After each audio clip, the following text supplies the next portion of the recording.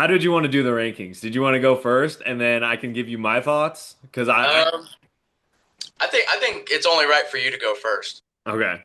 So as we mentioned that coming in at number eight, I have Untitled Unmastered. Okay. Seven, I have Section 80. I love Section 80, but I mean it was the start, and it's Kendrick trying some things. Overly Dedicated, number six.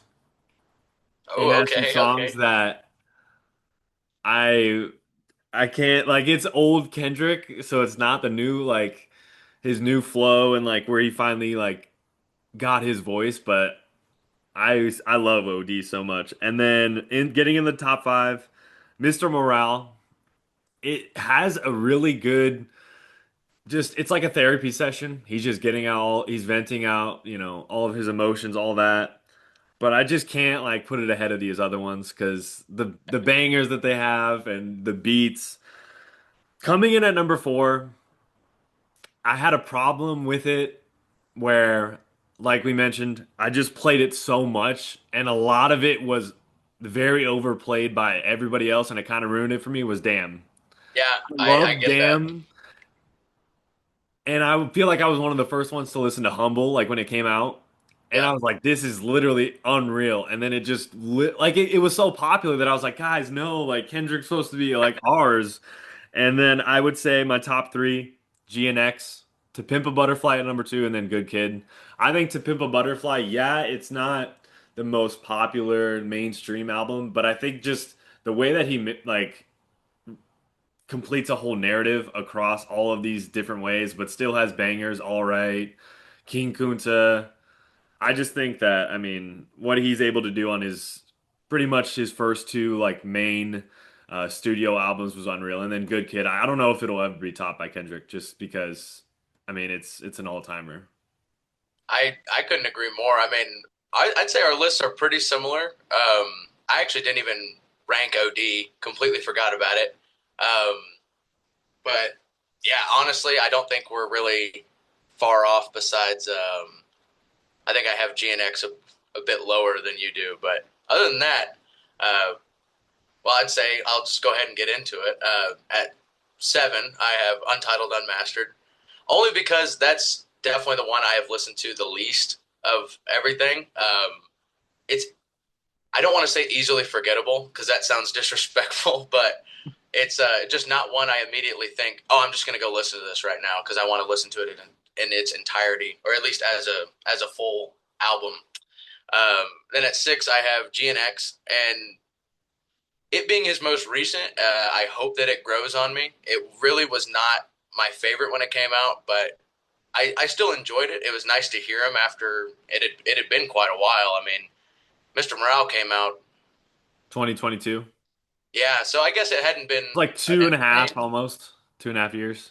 Yeah, so I mean, it was definitely nice to hear him, and it was pretty lengthy, which I liked. So we got a lot of stuff to listen to, and that's definitely one I'll have to go back and kind of listen to a little bit more.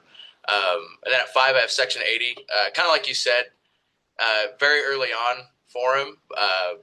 I do like that about it is he has no idea what he's about to become. Uh, but it is fun to hear kind of the beginning and then listen to something like GNX and like, whoa, that's just an insane, kind of transition. And then at four, I have Mr. Morale, which I loved that album. While it wasn't the first rap album to be like super emotional or really get into things, but I think the way that Kendrick was able to do it and explain a lot of these things, that some things that hadn't really been talked about in music, um, just a lot of different, traumas and different subject matters that were just, deeper than you typically hear. But I think he did it in a creative way. But obviously, it can't top the top three, and we both have the same top three, just in a little bit of a different order, I think. But uh, at number three, I have To Pimp a Butterfly, and like you said, just kind of front to back, that whole the way he was able to just wrap that all up into one kind of just a big ball and throw it at you. And when you listen to it, it's just you really feel like you got told a story, kind of got told. there's just such a big message behind it. Where most albums, that he has, there's a message, but that one obviously feels really special. And that anybody you hear talk about it is always brings that up about how big of a deal the statement that he was making. Um, and then number two, I have Good Kid, Mad City, which this one was interesting for me because I actually didn't. It was one of the last ones I listened to. I listened to Pimp a Butterfly before that, and Damn before that. Like I didn't really know about Kendrick uh, for a long time. That's why Damn is at number one, obviously.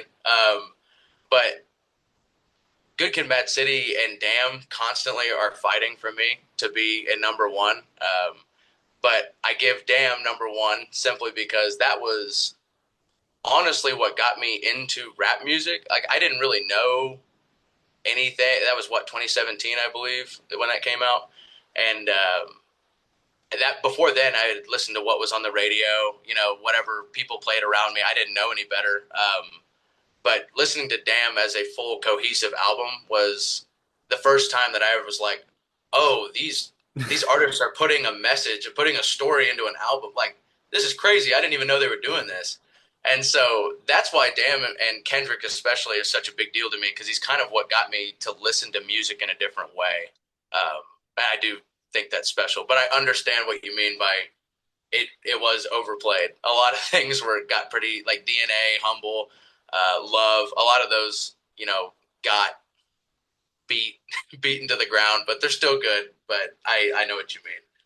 I think one of the things that's really interesting with music is it's so fun to hear you talk about like your journey with music. Because with me, I feel like it was even in high school, I would have my playlist and I would listen to songs at certain times and it'd be like, oh, that's when I had a crush on so and so. This is Yeah, when I was like sad. This is when I was doing this. So I feel like it's kind of cool to become a fan of somebody and then 9 years since you've really started listening, I'm sure you have albums that have come out that you've loved, that you've hated, like all this stuff. So it's really cool to see because when Mr. Morale came out, I remember going to the park with my buddy. We rolled up a joint and listened to the whole thing, and I'll never forget that. And I was like, "This is awesome." And then yeah, the when Damn came out, I remember it was like high school. You just remember when these things come out, and then GNX, it was at a time when it was right before my birthday, and I was like, no, I gotta wait for my birthday to listen to it. And then me and Brock were going to get coffee, and he's like, nah, bro, fuck that, like throw it on. And then we threw on Squabble Up, and I was like, oh, here we go. oh So yeah,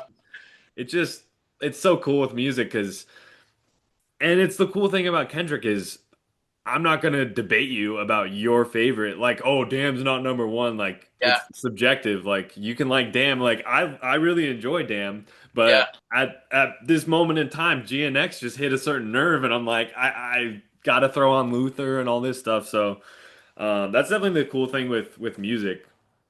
I think you bring up a good point about yeah. There's no reason to argue over, especially someone like Kendrick or I'll even say Drake to really bring the beef to light. Which we could talk about that if you want to, but um, both of those kind of artists and plenty of others have dropped so many different styles of album that everybody has their own preference. So while I like Damn, somebody might like Section 80 because they love that old gritty Kendrick, whereas I kind of like the tightened up, kind of more emotional a little bit and just kind of stuff like that. But I think it's fun to talk to other people that have listened to a lot of Kendrick stuff and hear their perspective because yeah, everybody kind of has their own idea of what's good. So before we get into it, I was gonna